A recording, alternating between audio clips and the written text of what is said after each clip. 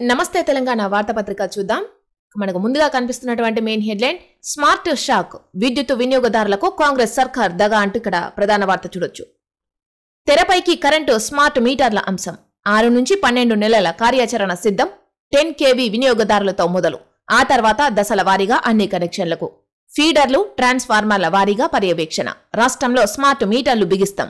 ఇంధన శాఖ principal secretary Naveen Mittal వెల్లడి. ప్రైవేటీకరణకు మార్గం పడ్డట్టేనా?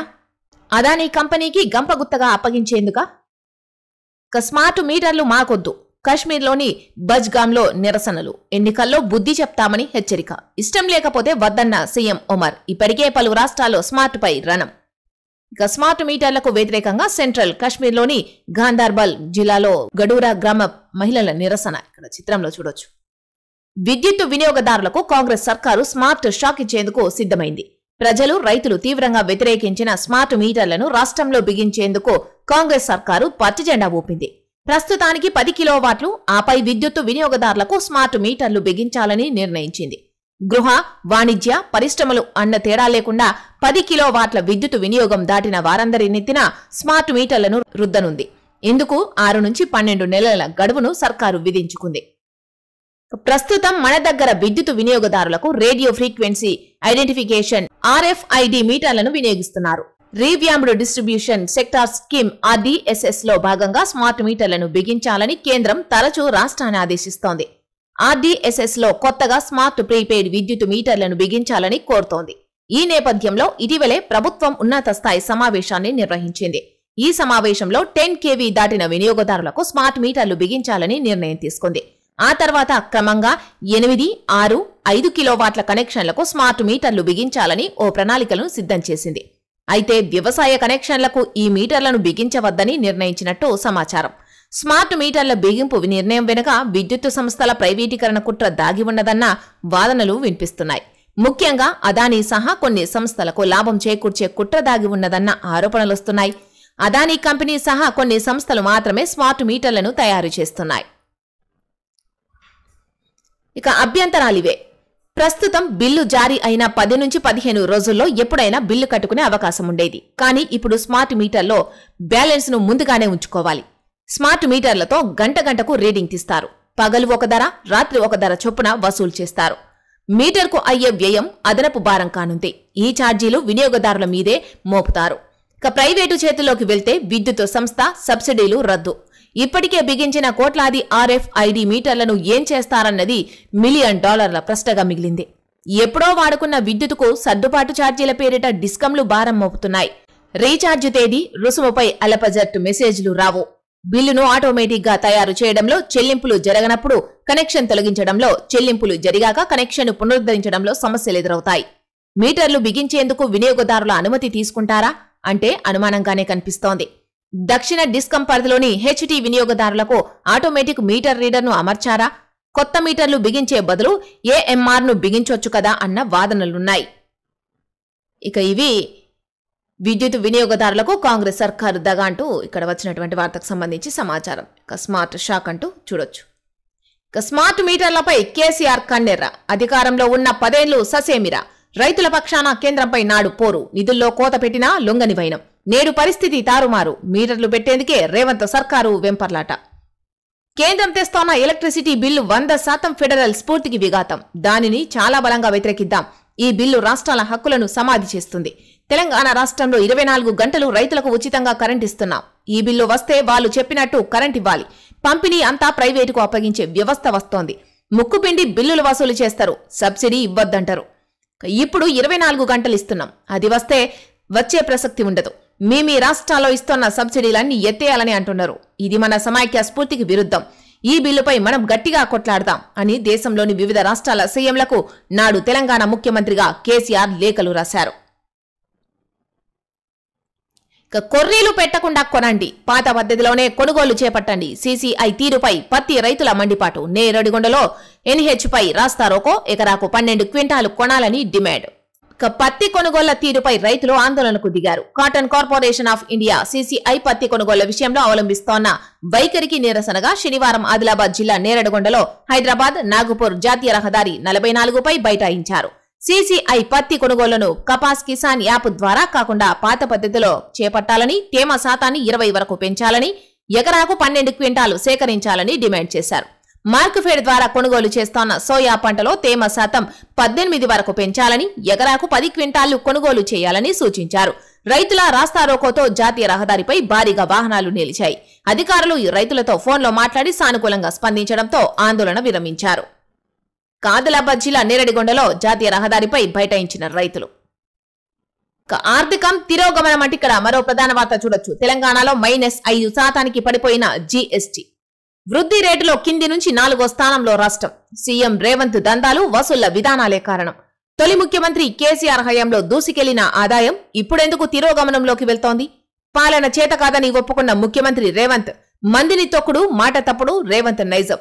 జూబ్లీహిల్స్ లో ఓడిపోతామనే ఫ్రస్ట్రేషన్ లో వికృత చేష్టలు. అంబేద్కర్ పేరు ఉన్నదని సెక్రటేరియట్ కు వెళ్లట్లేదు. బీజేపీతో ముఖ్యమంత్రి రేవంత్ కు చీకటి ఒప్పందాలు. 3 లక్షల కోట్ల పెట్టుబడులు తెచ్చినట్టు సీఎం అబద్దాలు. వచ్చింది కేవలం 20,000 కోట్లే. అది నోరా మోరా. రేవంత్ పై మాజీ మంత్రి ఎమ్మెల్యే హరీష్ రావు ఫైర్. కేసీఆర్ హయాంలో తెలంగాణ జీఎస్టీ వృద్ధి రేటు 33%తో దేశంలోనే నెంబర్ 1 గా దూసుకెళ్తే రేవంత్ రెడ్డి పాలనలో -5% పడిపోయిందని ఆర్థిక శాఖ మాజీ మంత్రి హరీష్ రావు ఆగ్రహం వ్యక్తం చేశారు. తెలంగాణ రాష్ట్ర సెప్టెంబర్ నెల జీఎస్టీ వృద్ధి రేటు -5% పడిపోయిందని, దేశంలోని 28 రాష్ట్రాల్లో తెలంగాణ కింది నుంచి 4వ స్థానంలో ఉందని వివరించారు. ఇవి తన సొంత లెక్కలు కావని, కాగు చెప్పిన లెక్కలని స్పష్టం చేశారు. హైడ్రా వల్ల, తుగ్లక్ చర్యల వల్ల, భూదందాలు, వేధింపుల వల్ల, వసూళ్ల వల్ల రాష్ట్ర ఆర్థిక రంగం తిరోగమనం పాలవుతోన్నదని విమర్శించారు. స్టాంప్స్ రిజిస్ట్రేషన్ల ఆదాయం, రోడ్ ట్యాక్స్ ఆదాయం కూడా తగ్గిందని గుర్తు చేశారు. రాష్ట్ర ఆదాయం తగ్గడంపై రివ్యూ చేసుకోవాలని సీఎం రేవంత్ రెడ్డికి చురకలంటించారు. తెలంగాణ భవన్లో శనివారం ఆయన మాజీ మంత్రులు మంత్రి లక్ష్మారెడ్డి, ఎర్రబెల్లి దయాకర్ రావు, ఎమ్మెల్సీ నవీన్ కుమార్ రెడ్డి, ఎమ్మెల్యే దేవి రెడ్డి, సుధీర్ రెడ్డి పార్టీ నేతలతో సమావేశం నిర్వహించారు. రేవంత్ రెడ్డి పాలనలో 22% క్రైమ్ రేటు పెరిగిందని స్వయంగా డీజీపీ చెప్పారు. నువ్వు హోంమంత్రిగా పనికిరావని నీ డీజీపీయే చెప్తున్నారు. రేవంత్ రెడ్డి సిగ్గుతో తలదించుకోవాలి. సీఎంకు కమిషన్ల మీద ఉన్న ఆసక్తి పాలనపై లేదు. పోయిన నెలలో కాంగ్రెస్ ప్రభుత్వం పెద్ద కాంట్రాక్టర్లకు విడుదల చేసిన బిల్లులపై శ్వేతపత్రం విడుదల చేయాలి. హర్యానా, మహారాష్ట్ర, బీహార్ ఎన్నికల ముందు పెద్ద కాంట్రాక్టర్ల బిల్లులను ఈ ప్రభుత్వం విడుదల చేసింది. పిల్లల చదువులు ముఖ్యమా, కాంట్రాక్టర్ల కమిషన్లు ముఖ్యమా అంటూ ఇక్కడ హరీష్ రావు ప్రశ్నించినట్టుగా వార్త చూడొచ్చు. ఆదాయం చారానా, అప్పు బారానా. 6 నెలల్లో ఆదాయం 33.49%. అప్పులు మాత్రం 83.58%. బడ్జెట్లో రెవెన్యూ ఆదాయం అంచనా 2,29,720 కోట్లు. 6 నెలల్లో వచ్చింది 76,940 కోట్లు మాత్రమే. ద్రవ్యలోటు 45,139 కోట్లు. కాగు రిపోర్టులో వెల్లడి. మరో 1000 కోట్ల అప్పు ఇవ్వండి, ఆర్బీఐకి రేవంత్ రెడ్డి సర్కార్ ఇండెంట్. గుంతల రోడ్లకు ప్రాణాలు బలి అంటే ఇక్కడ మరో వార్త చూడొచ్చు. వర్షాలతో కొట్టుకుపోతోన్న రోడ్లు, మరమ్మతులు మరిచిన సర్కారు. బకాయిలు చెల్లించకపోవడంతో పట్టించుకోని కాంట్రాక్టర్లు. పెరుగుతోన్న ప్రమాదాలు. ఏటా సగటున 7,000 మందికి పైగా మృతి. 3 లక్షలు ఇస్తే డబుల్ బెడ్రూమ్ ఇండ్లు ఇప్పిద్దాం. కమిషన్ నా ఒక్కడికే కాదు, చాలా మందికి ఇవ్వాలి. ఫోన్ రికార్డులు చేస్తారు. డైరెక్ట్ గా కలిసి మాట్లాడు. కాంగ్రెస్ నేతల ఆడియో వైరల్. వరద బాధితుల ధర్నా. వరదలతో ప్రతి ఇంట్లో 20 లక్షల దాకా నష్టం.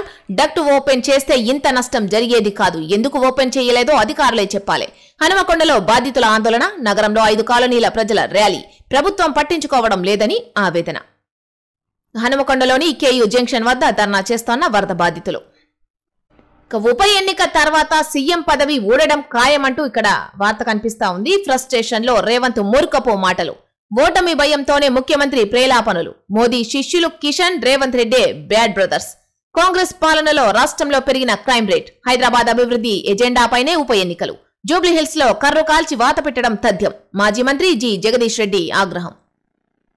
జూబ్లీహిల్స్ నియోజకవర్గ ఉప ఎన్నికలో ఓటమి తప్పదని గ్రహించే ముఖ్యమంత్రి రేవంత్ రెడ్డి ఫ్రస్ట్రేషన్ లో మూర్ఖంగా మాట్లాడుతున్నారని మాజీ మంత్రి జగదీష్ రెడ్డి విమర్శించారు. సీఎం వ్యాఖ్యలు వింటుంటే మానసిక పరిస్థితి దెబ్బతిన్నట్టుగా అర్థమవుతోన్నదని ఎద్దేవా చేశారు. సమయం సందర్భం లేకుండా ఆయన మాట్లాడుతున్న తీరును చూసి సిగ్గుపడేలా ఉన్నదని పేర్కొన్నారు. సీఎంకు దమ్ము ధైర్యం ఉంటే 2 ఏళ్లలో చేసిన పనులు చెప్పుకొని జూబ్లీహిల్స్ ప్రజలను ఓట్లడగాలని డిమాండ్ చేశారు. జూబ్లీహిల్స్ లో ఓడిపోతే అధికార పార్టీలో ఉపద్రవం రావడం, రేవంత్ రెడ్డి పదవి పోవడం ఖాయం. ఈ విషయం తెలిసే బీఆర్ఎస్ పై, కేసీఆర్ పై, కేటీఆర్ పై అనుచిత వ్యాఖ్యలు చేస్తున్నారు. హైదరాబాద్ అభివృద్ధి ఎజెండాపైనే జూబ్లీహిల్స్ ప్రజలు ఓటేయబోతున్నారు. 2 ఏళ్లలో చిన్న పని కూడా చేయని రేవంత్ సర్కారుకు ఓటుతో బుద్ధి చెప్పడం తథ్యమంటూ ఇక్కడ మాజీ మంత్రి జగదీష్ రెడ్డి వ్యాఖ్యానించినట్టుగా ఇక్కడ వార్త చూడొచ్చు. మోదీ సభకు హాజరైతే 50 మార్కులు. దేవ్ భూమి యూనివర్సిటీ ఆఫర్. ఉత్తరాఖండ్లోని దేవ్ భూమి యూనివర్సిటీ తన విద్యార్థులకు ప్రకటించిన ఆఫర్ వివాదాస్పదమైంది. ఈ యూనివర్సిటీలో ఆదివారం జరిగే ఒక కార్యక్రమానికి ప్రధాని నరేంద్ర మోదీ హాజరవుతున్నారు. అయితే ఈ కార్యక్రమానికి విద్యార్థులు హాజరు కాకపోతే తమ పరువు పోతుందని భయపడిందో ఏమో కానీ యూనివర్సిటీలో బీటెక్, సిఎస్ఈ, బీసీఏ 2వ సంవత్సరం చదువుతున్న విద్యార్థులకు బంపర్ ఆఫర్ ప్రకటించింది. ప్రధాని సభకు హాజరైన విద్యార్థులందరికీ 50 ఇంటర్నల్ మార్కులు అందిస్తామని తెలిపింది. ఈ మేరకు యూనివర్సిటీ ఒక నోటీస్ కూడా జారీ చేసింది. విద్యార్థులను ఉద్దేశించి మోదీ ప్రసంగించే ఈ కార్యక్రమంలో విద్యార్థులు ప్రధానితో మాట్లాడే అవకాశం కూడా ఉంటుందని తెలిపింది. దీనిపై స్పందించిన ప్రముఖ న్యాయవాది ప్రశాంత్ భూషణ్ ఈ నోటీసును ఎక్స్ లో షేర్ చేశారు. ప్రధాని మోదీ సభకు హాజరై మోదీ మోదీ అని నినాదాలు చేస్తే ఎన్ని మార్కులు ఇస్తారని ఆయన ప్రశ్నించారు. ఆదివారం జరిగే ప్రధాని సభకు విద్యార్థులు వస్తారో రారో అన్న భయంతోనే యూనివర్సిటీ ఈ ఆఫర్ను ప్రకటించిందని పలువురు విమర్శిస్తున్నారు.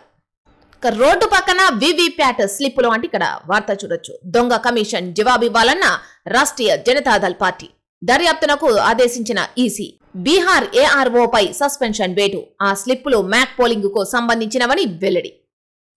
బీహార్ శాసనసభ ఎన్నికల వేళ పదుల సంఖ్యలో VVPAT voter verifiable paper audit trial స్లిప్పులు రోడ్డు పక్కన దర్శనమివ్వడం కలకలం రేపింది. సమస్తీపూర్ జిల్లాలోని ఓ కళాశాల సమీపంలో వివిప్యాట్ స్లిప్పులు శనివారం చెల్లాచెదురుగా కనిపించాయి. దీనికి సంబంధించిన వీడియోను ఆర్జేడీ ఎక్స్ లో పోస్టు చేసింది. సరాయి రంజన్ నియోజకవర్గంలో ఈ సంఘటన జరిగినట్లు తెలిపింది. ఎవరి ఆదేశాల మేరకు ఎప్పుడు ఎలా వీటిని పారేశారని నిలదీసింది. దొంగ కమిషన్ దీనికి జవాబు చెప్తుందా?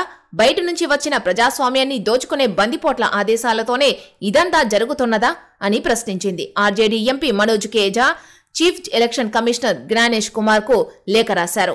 ఈవీఎంలను భద్రపరిచే స్ట్రాంగ్ రూమ్ల వద్ద భద్రతను కట్టుదిట్టం చేయాలని కోరారు. దీనిపై ఎన్నికల కమిషన్ స్పందిస్తూ ఈ స్లిప్పులు ఈ నెల 6న పోలింగ్ ప్రారంభం కావడానికి ముందు నిర్వహించిన మ్యాక్ పోల్ కు సంబంధించినవని తెలిపింది. పోలింగ్ కు ముందు ఈవీఎంలను పరీక్షించినప్పుడు ఈ స్లిప్పులు వచ్చాయని వివరించింది. అసిస్టెంట్ రిటర్నింగ్ ఆఫీసర్ ను సస్పెండ్ చేసి ఆయనపై కేసు నమోదు చేసినట్లు తెలిపింది. సంఘటన స్థలానికి వెళ్లి దర్యాప్తు జరపాలని జిల్లా మెజిస్ట్రేట్ ను ఆదేశించింది. సమస్తీపూర్ జిల్లా మెజిస్ట్రేట్ రోషన్ కుష్వాహా మాట్లాడుతూ అభ్యర్థుల సమక్షంలో ఆ వివిప్యాట్ స్లిప్పులను స్వాధీనం చేసుకున్నామన్నారు. 2 అధికారులపై శాఖపరమైన దర్యాప్తునకు ఆదేశించినట్లు తెలిపారు. ఇక చిత్తు కాగితాల్లో మధ్యాహ్న భోజనం. బీజేపీ పాలిత మధ్యప్రదేశ్ లో ఘటన అంటే ఇక్కడ మరో ప్రధాన వార్త చూడొచ్చు.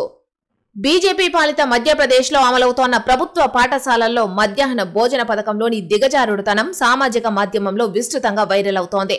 సాధారణంగా విద్యార్థులకు ఆహారాన్ని ప్లేట్లలో వడ్డిస్తుంటారు. కానీ షియోపూర్ జిల్లా హుల్పూర్ గ్రామంలో చిత్తు కాగితాలలో విద్యార్థులకు భోజనం వడ్డించడం ఈ పథకం డొల్లతనాన్ని బయటపెట్టింది. నేలపై చిన్న చిన్న చిత్తు కాగితాలలో చిన్నారులు ఆహారాన్ని భుజిస్తోన్న దృశ్యం అందరి మనసులను కలిచివేస్తోంది. పైన ఎలాంటి కప్పు లేకుండా ఉన్న స్కూల్ కాంపౌండ్లో కటిక నేలపై కూర్చొని ఉన్న చిన్నారులు మురికిగా ఉన్న ఆ నేలపైనే తమకిచ్చిన చిత్తు కాగితాల్లో వడ్డించిన ఆహారాన్ని తిన్నారు. ఈ ఘటన వెలుగులోకి రాగానే సబ్ డివిజనల్ మెజిస్ట్రేట్ తో విచారణకు కలెక్టర్ ఆదేశాలు జారీ చేశారు. ఆ విషయం విచారణలో నిర్ధారణ కావడంతో దానికి బాధ్యులను చేస్తూ స్వయం సహాయక సంఘాన్ని తొలగించారు. అలాగే స్కూల్ ప్రిన్సిపాల్ కు షోకాజ్ నోటీస్ జారీ చేశారు. ప్రభుత్వ ఎయిడెడ్ పాఠశాలలోని విద్యార్థులకు పరిశుభ్రమైన పోషకాలతో కూడిన మధ్యాహ్న భోజనాన్ని అందించడానికి ప్రభుత్వం పీఎం పోషణ్ పథకాన్ని అమలు చేస్తోంది. డిసెంబర్ 1 నుంచి పార్లమెంటు 19వ తేదీతో ముగియనున్న శీతాకాల సమావేశాలు 15 రోజులు నిర్వహించడంపై ప్రతిపక్షాల ఆగ్రహం. ప్రభుత్వానికి పార్లమెంటు ఫోబియా అని ఎద్దేవా.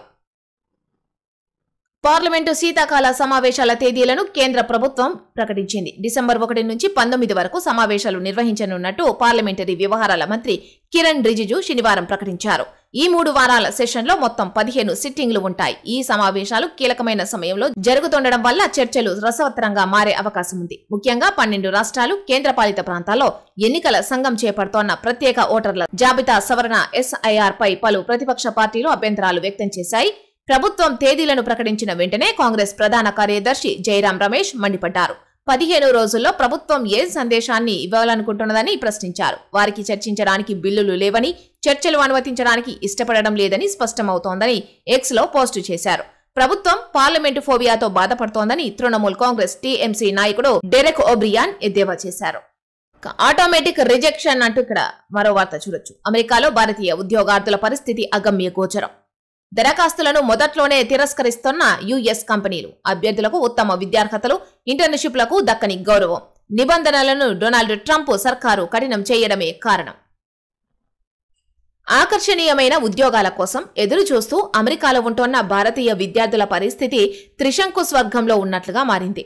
వీసా స్పాన్సర్షిప్ అవసరమని కంపెనీలు వారిని ఆటోమేటిక్ గా రిజెక్ట్ చేస్తున్నాయి. అమెరికా అధ్యక్షుడు డొనాల్డ్ ట్రంప్ H1B వీసా ఫీజును $1,00,000 పెంచడంతో కంపెనీలు వీరి దరఖాస్తులను మొదట్లోనే తిరస్కరిస్తున్నాయి. కొందరు ఓవర్సీస్ గ్రాడ్యుయేట్లకు కొన్ని రకాల స్టూడెంట్ వీసాలు ఉన్న వారికి మినహాయింపు ఇస్తున్నట్లు వైట్ హౌస్ ప్రకటించింది. కానీ ఆ తర్వాత జారీ అవుతోన్న మార్గదర్శకాలు వీసా స్పాన్సర్షిప్ ఖర్చులు, విధానాల విషయంలో కంపెనీలను అనిశ్చితిలోకి నెట్టేస్తున్నాయి. ఇంటర్వ్యూకి సైతం తిరస్కరణ. మన దేశం నుంచి 4 ఏళ్ల క్రితం ఎన్నో ఆశలతో అమెరికాకు వెళ్లిన ఇషాన్ చౌహాన్ మాట్లాడుతూ విస్కాన్సిన్ మెడిసిన్ విశ్వవిద్యాలయంలో కంప్యూటర్ డేటా సైన్స్ చదివితే ఉద్యోగావకాశాలు వస్తాయని భావించానన్నారు. మే నెలలో గ్రాడ్యుయేషన్ పూర్తవడానికి ముందు తాను ఉద్యోగాల కోసం దరఖాస్తు చేసినప్పుడు కంపెనీలు తనను ఇంటర్వ్యూ చేయడానికి సైతం తిరస్కరించాయని చెప్పారు. తనకు వీసా స్పాన్సర్షిప్ అవసరమని తెలుసుకుని ఈ విధంగా వ్యవహరించాయన్నారు. అత్యుత్తమ విశ్వవిద్యాలయంలో చదివినా, అత్యుత్తమ ఇంటర్న్షిప్స్ చేసినా ప్రయోజనం ఉండడం లేదని తెలిపారు. నీకు ఇప్పుడు లేదా భవిష్యత్తులో స్పాన్సర్షిప్ అవసరం అవుతుందా అనేది ఒకటే ప్రశ్న అని చెప్పారు. నాన్ యుఎస్ సిటిజన్షిప్ స్టేటస్ ఉన్న వారికి ఉద్యోగాలు ఇవ్వడానికి కంపెనీలు తిరస్కరిస్తున్నాయి. H1B వీసా అవసరమైన వారికి ఉద్యోగాలు ఇవ్వరాదని అమెరికాలోని అతిపెద్ద ప్రైవేట్ ఎంప్లాయర్ వాల్మార్ట్ నిర్ణయించింది. అమెరికన్ జాబ్ మార్కెట్ ఆందోళనకరం. ప్రస్తుతం అమెరికన్ విశ్వవిద్యాలయాల్లో సుమారు 11 లక్షల మంది విదేశీ విద్యార్థులు ఉన్నట్లు నివేదిక తెలిపింది. ట్రంప్ అడ్మినిస్ట్రేషన్ వలస విధానాలను కఠినతరం చేయడంతో వర్క్ వీసాలను స్పాన్సర్ చేయడంపై కంపెనీలకు ఆసక్తి సన్నగిల్లింది. వీసా స్పాన్సర్షిప్లను ఆఫర్ చేసే పూర్తి కాలపు ఉద్యోగాల నిష్పత్తి 2023 నుంచి 2025 నాటికి 10.9% నుంచి 1.9% తగ్గిందని మరో నివేదిక వెల్లడించింది. ముఖ్యంగా టెక్నాలజీ రంగంలో భారీ తగ్గుదల కనిపించింది. నిరుటి కన్నా 3వ వంతుకు క్షీణించింది. ప్రస్తుతం అమెరికాలో ప్రొఫెషనల్ రోల్స్ విషయంలో స్థానిక అమెరికన్లకు సైతం సవాళ్లు ఎదురవుతున్నాయి. టెక్నాలజీ సహా వైట్ కాలర్ జాబ్ సెక్టార్స్ లో నియామకాల ప్రక్రియ తీవ్రంగా మందగించింది. కృత్రిమ మేధ, AI సంబంధిత పరిణామాలు జూనియర్ స్థాయి ఉద్యోగాలను తగ్గించాయి. అమెరికాకు భారతీయులే మరింత అవసరం.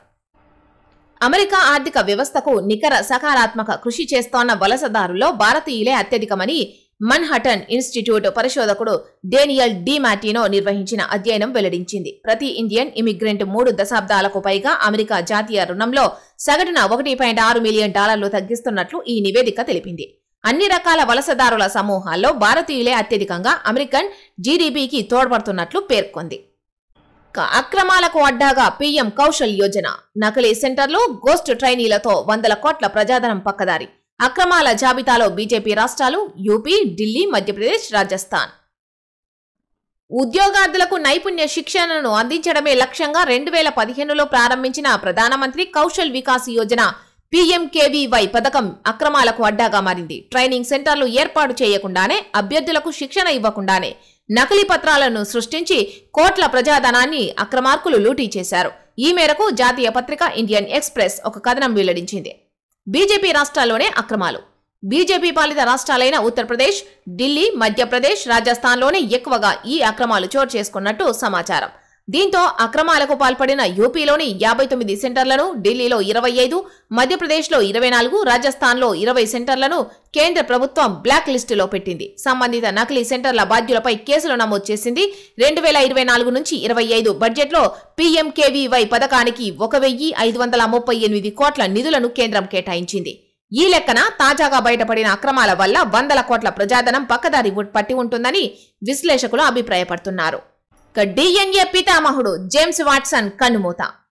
జీవం ఉనికికి కారణమైన జన్యు పదార్థం DNA నిర్మాణాన్ని కనుగొన్న అమెరికన్ సైంటిస్ట్, నోబెల్ గ్రహీత జేమ్స్ డి వాట్సన్ శుక్రవారం తుది శ్వాస విడిశారు.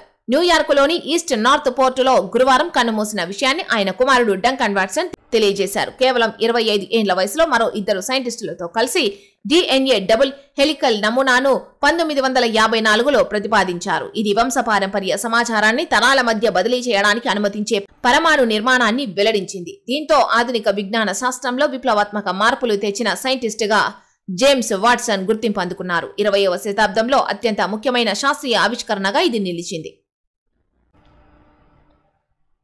ఇక 200 కోట్ల భూమి 3 కోట్లకే బీజేపీ పాలిత మహారాష్ట్రలో మంత్రి విద్యా సంస్థకు కేటాయింపు. బీజేపీ శివసేన కూటమి అధికారంలో ఉన్న మహారాష్ట్రలో మరో భారీ భూకుంభకోణం వెలుగు చూసింది. 1800 కోట్ల విలువైన ప్రభుత్వ భూమిని ఉప ముఖ్యమంత్రి అజిత్ పవార్ కుమారుడు పార్థు దేవార్కు చెందిన అమెడియా ఎంటర్ప్రైజెస్ కు ప్రభుత్వం 300 కోట్లకే విక్రయించినట్టు తీవ్ర ఆరోపణలు రాగా ప్రస్తుతం మీరా భయందర్లోని 200 కోట్ల విలువైన 4 ఎకరాల భూమిని మహారాష్ట్ర మంత్రి ప్రతాప్ సర్నాయక్ తన సొంత విద్యా సంస్థ కోసం 3 కోట్లకే ప్రభుత్వం నుంచి అక్రమంగా పొందారని కాంగ్రెస్ ఎమ్మెల్యే విజయ్ వడ్డేటివార్ తీవ్ర ఆరోపణ చేశారు. ఈ భూమి మార్కెట్ విలువ 400 కోట్లు ఉంటుందని ఆయన తెలిపారు. ఈ కేటాయింపు ప్రధాన నగరాల్లో బిల్డర్లు, డెవలపర్లు, రాజకీయ నేతల అక్రమ చర్యలకు దారితీస్తుందని, వారు కూడా ఇదే మార్గంలో అక్రమ మార్గాల ద్వారా భూమిని పొందే అవకాశం ఉందని పేర్కొన్నారు. ఇక వందే భారత్ ప్రారంభోత్సవంలో ఆర్ఎస్ఎస్ గీతం మండిపడ్డ కేరళ సీఎం. ఎర్నాకుళం బెంగళూరు వందే భారత్ ఎక్స్ప్రెస్ ప్రారంభోత్సవం సందర్భంగా విద్యార్థులతో ఆర్ఎస్ఎస్ గీతం పాడించడం పట్ల దక్షిణ రైల్వేపై శనివారం కేరళ ముఖ్యమంత్రి పినరయి విజయన్ తీవ్రంగా మండిపడ్డారు. ప్రభుత్వ ఆధ్వర్యంలో జరిగిన ఒక కార్యక్రమంలో ఆర్ఎస్ఎస్ గీతాన్ని ఆలపించడం పట్ల ఆయన తీవ్ర విమర్శలు చేస్తూ అలాంటి చోట పాటించాల్సిన మత రాజకీయ తటస్థతకు తిలోదకాలు ఇవ్వడం పట్ల ఆందోళన వ్యక్తం చేశారు. ఇది గర్హనీయమని, ఎంతమాత్రం ఆమోదయోగ్యం కాదని అన్నారు. మునీర్కే సర్వాధికారాలు, పాక్ ప్రభుత్వం రాజ్యాంగ సవరణ, రక్షణ దళాల అధిపతి పదవి సృష్టి. పాకిస్తాన్ త్వరలోనే ఫీల్డ్ మార్షల్ దేశంగా అవతరించే అవకాశాలు కనిపిస్తున్నాయి. ప్రస్తుతం ఆర్మీ చీఫ్ గా ఉన్న అసిం మునీర్కు అపరిమిత అధికారాలు కల్పించేందుకు చకచక అడుగులు పడుతున్నాయి. ఈ మేరకు పాకిస్తాన్ 27వ రాజ్యాంగ సవరణ ముసాయిదాను సిద్ధం చేసింది. దీనికి మంత్రివర్గం కూడా ఆమోదం తెలిపింది. గురి తప్పి నివాసాలపైకి క్షిపణి. సైనిక విన్యాసాల్లో భాగంగా రాజస్థాన్లోని జైసల్మేర్లో ప్రయోగించిన ఒక క్షిపణి గురి తప్పి బదరియా అనే గ్రామంలో నివాసిత ప్రాంతానికి 500 మీటర్ల దూరంలో పడడంతో పెద్ద ప్రమాదం తప్పింది. పెద్ద పేలుడు సంభవించడంతో స్థానికులు భయభ్రాంతులకు గురయ్యారు. శనివారం సాయంత్రం 4 గంటలకు రోజువారీ విన్యాసాల్లో భాగంగా పోఖ్రాన్ ఫీల్డ్ ఫైరింగ్ రేంజీలో ఇండియన్ ఎయిర్ ఫోర్స్ ప్రయోగించిన క్షిపణి గురితప్పి గ్రామానికి సమీపంలో పడింది. పాక్లో ఆహార సంక్షోభం. గోధుమ పిండికి అల్లాడుతోన్న జంట నగరాలు అంటే ఇక్కడ వార్త చూడొచ్చు. పాకిస్తాన్ ఆహార సంక్షోభం అంచుకు చేరింది. ఆ దేశంలో గోధుమ పిండికి తీవ్ర కటకట ఏర్పడింది. జంట నగరాలైన ఇస్లామాబాద్, రావల్పిండిలలో దీని కొరత తీవ్రంగా ఉంది. పంజాబ్ ఆహార శాఖ రావల్పిండి, ఇస్లామాబాద్లోని మిల్లులకు గోధుమల సరఫరా నిలిపివేయడంతో మార్కెట్లలో తీవ్ర గందరగోళ పరిస్థితి ఏర్పడింది. దేశంలోని ఆహార భద్రతపై ప్రజలు ప్రశ్నలు లేవనెత్తుతున్నాయి. నీటి సరఫరాపై భారత్ విధించిన ఆంక్షలు, ఆఫ్ఘాన్ రవాణా అడ్డంకులు, నీటి కొరత, ఆనకట్ట నీటి మట్టాలు తగ్గడం ఇవన్నీ దేశవ్యాప్తంగా మరో సంక్షోభం గురించి భయాలను పెంచుతున్నాయి. పిండి, గోధుమలు, మెత్తని పిండికి సంబంధించి ప్రస్తుతం ఉన్న ఆర్డర్లన్నీ శుక్రవారం రాత్రి నుంచి రద్దు చేశారని, ప్రస్తుతం షాపులు, తండూరు యజమానుల వద్ద ఎలాంటి సరుకు లేదని ద ఎక్స్ప్రెస్ ట్రిబ్యూనల్ను ఉటంకిస్తూ పీటీఐ వెల్లడించింది. ఈ క్రమంలో రావల్పిండిలోని పిండి మిల్లుల సంఘం అత్యవసరంగా సమావేశమైంది. గోధుమ పర్మిట్లను కనుక వెంటనే పునరుద్ధరించకపోతే ఉత్పత్తి స్తంభించిపోతుందని హెచ్చరించారు. ఇది దేశ రాజధాని పరిసర ప్రాంతాలలో ఆహార కొరత, మానవతా అత్యవసర పరిస్థితికి దారితీస్తుందని హెచ్చరించింది. బెంగళూరు జైల్లో క్రిమినల్స్ జల్సా అంటే ఇక్కడ మరో వార్త చూడొచ్చు. బెంగళూరులోని పరప్పన అగ్రహార కేంద్ర కారాగారంలో ఖైదీలకు వీఐపీ సౌకర్యాలు కల్పించడంపై విమర్శలు వ్యక్తమవుతున్నాయి. దీనిపై జైలు శాఖ డీజీ దయానంద శుక్రవారం విచారణకు ఆదేశించారు. బంగారం అక్రమ రవాణా కేసులో ఖైదీగా ఉన్న తరుణ్ మొబైల్ ఫోన్ వాడుతూ టీవీ చూస్తున్న దృశ్యాలు సామాజిక మాధ్యమాల్లో వైరల్ అయ్యాయి. అలాగే ఉమేష్ రెడ్డి అనే లైంగిక వేధింపుల కేసు ఖైదీకి జైల్లో అనేక సౌకర్యాలు కల్పించిన చిత్రాలు సోషల్ మీడియాలో కనిపించాయి. బీహార్లో ఎన్డీఏకి ఓటమి భయం. ప్రచారాన్ని ఉధృతం చేసిన కమల్ దళం. బీహార్ అసెంబ్లీ ఎన్నికల్లో అధికార ఎన్డీఏ కూటమికి ఓటమి భయం పట్టుకుందా? అందుకే తొలి దఫా పోలింగ్ ముగియగానే ఓటర్లను ప్రసన్నం చేసుకోవడానికి ప్రచారాన్ని మరింత ఉధృతం చేసిందా? జరుగుతున్న పరిణామాలను విశ్లేషిస్తే ఇది నిజమేననిపిస్తోంది. గురువారం జరిగిన తొలి దఫా ఎన్నికల్లో రికార్డు స్థాయిలో 64.66% పోలింగ్ నమోదైంది. రాష్ట్ర చరిత్రలో ఈ స్థాయిలో పోలింగ్ నమోదు కావడం ఇదే తొలిసారి. ఎన్నికల్లో పోలింగ్ శాతం పెరిగితే అది ప్రభుత్వ వ్యతిరేకతకు నిదర్శనమని నిపుణులు అభిప్రాయపడుతున్నారు. ఈ పరిణామాలతో కమల్ దళం అలర్ట్ అయినట్టు తెలుస్తోంది. ఓటర్లను ప్రసన్నం చేసుకోవడానికి శుక్ర శనివారాల్లో బీజేపీ నేతలు ప్రచారాన్ని మరింత ఉధృతం చేసినట్టు సంబంధిత వర్గాల ద్వారా తెలిసింది. కళ్యాణ్పూర్, మధుబన్, బహదూర్గంజ్, బల్రాంపూర్ తదితర నియోజకవర్గాల్లో ఆదివారం ప్రచార సభలను పెంచినట్టు సమాచారం. ప్రధాని నరేంద్ర మోదీ కూడా శుక్ర శనివారాల్లో ప్రతిపక్షాలపై విరుచుకుపడడం కూడా తొలి దఫా పోలింగ్ ఫలితమేనంటూ వార్తలు వినిపిస్తున్నాయి. ఢిల్లీలో గాలి కాలుష్యం రెడ్ జోన్లోకి నగరం. దేశ రాజధాని ఢిల్లీలో గాలి కాలుష్యం అత్యంత ప్రమాదకర స్థాయికి చేరుకుంది. శనివారం అనేక ప్రాంతాల్లో గాలి నాణ్యత సూచిక AQI 400 స్థాయిని దాటడంతో నగరం రెడ్ జోన్లోకి వెళ్లిపోయింది. నగరంలోని అనేక ప్రాంతాల్లో AQI స్థాయిలు 400 దాటాయి. కేంద్ర కాలుష్య నియంత్రణ బోర్డు డేటా ప్రకారం శనివారం గత 24 గంటల సగటు మధ్యాహ్నం 4 గంటలకు 361గా నమోదు కాగా అంతకుముందు శుక్రవారం ఇది 322గా ఉంది. శనివారం వజీర్పూర్ వద్ద 420, బురూరి 418, వివేక్ విహార్ 411, నెహ్రూ నార్ 406గా నమోదైంది. జులైలోనే హెచ్చరించాం, ఢిల్లీ ATC క్రాష్ పై ఎయిర్ ట్రాఫిక్ కంట్రోలర్ల గిల్ట్. ఢిల్లీలోని ఇందిరాగాంధీ అంతర్జాతీయ విమానాశ్రయంలో శుక్రవారం తలెత్తిన సాంకేతిక సమస్య ATC crash నివారించగలిగేదని air traffic కంట్రోలర్ల guild పేర్కొంది. నావిగేషన్ వ్యవస్థలో లోపాలు, అప్గ్రేడేషన్ గురించి అక్కడి ATC సిబ్బంది airports authority of India AAI ముందుకు జులైలోనే తీసుకొచ్చిందని గిల్డ్ తెలిపింది. అయితే తాము లేవనెత్తిన అంశాల్ని చేసిన సూచనలను AAI పట్టించుకోలేదని ఆరోపించింది. శనివారం ఈ మేరకు ATC గిల్డ్ ఒక ప్రకటన విడుదల చేసింది. అహ్మదాబాద్ విమాన దుర్ఘటన తర్వాత జులై 8న పార్లమెంటు ఎంపీలందరికీ తాము లేఖ రాశామని, ఎయిర్ నావిగేషన్ సర్వీసెస్ లో ఆటోమేషన్ సిస్టమ్ను సమీక్షించాలని, అప్గ్రేడ్ చేయాల్సిన అవసరం ఉందని ఆనాటి లేఖలో ప్రస్తావించినట్టు గిల్డ్ తెలిపింది.